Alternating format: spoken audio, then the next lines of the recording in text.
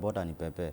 Namwambia peba hii nipe huyu mwingine. Ananiambia aki kuanzia asubuhi sijapepa. Hii ni party yangu, acha tu ni pepe. Patie yote. Unampatia yote. Inapitia pepe. Alafu unaongeza pesa. Alafu pesa anapata kitu aingilie kwa nyumba.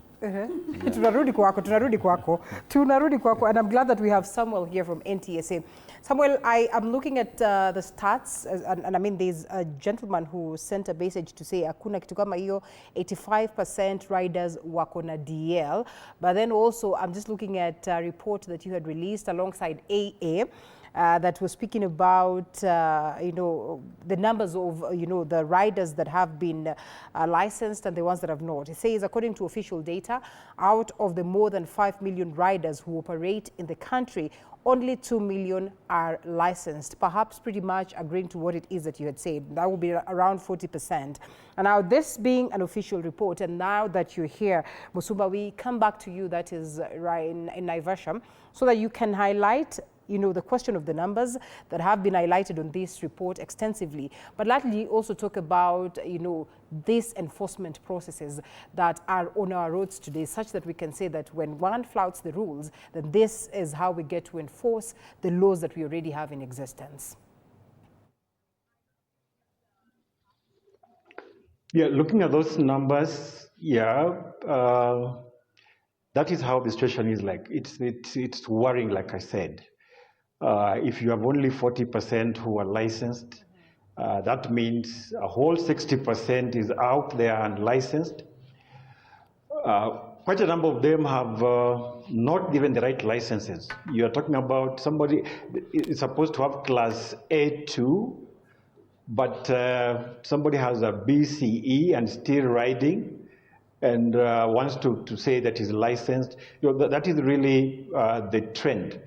One of the things that we have really been pushing for is for them to join those circles, yes, but training for them to be licensed.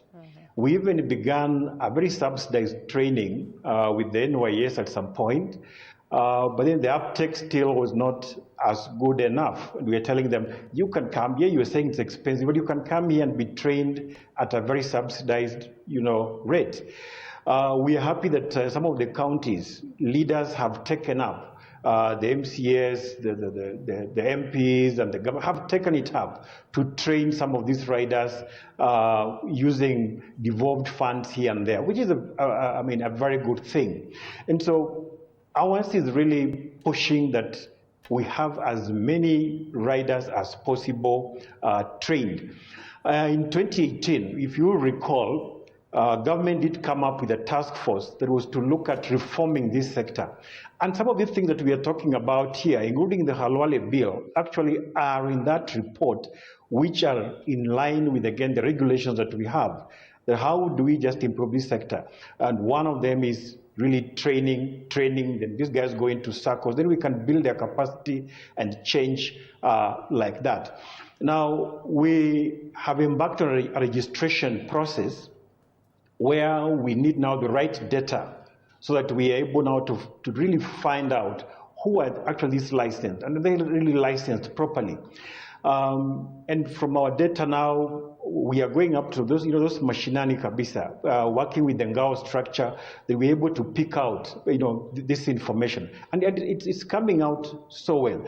Initially, there were those, anytime you bring up this issue, they want to politicize it, they want to make it look so bad, just like they have done now for this bill.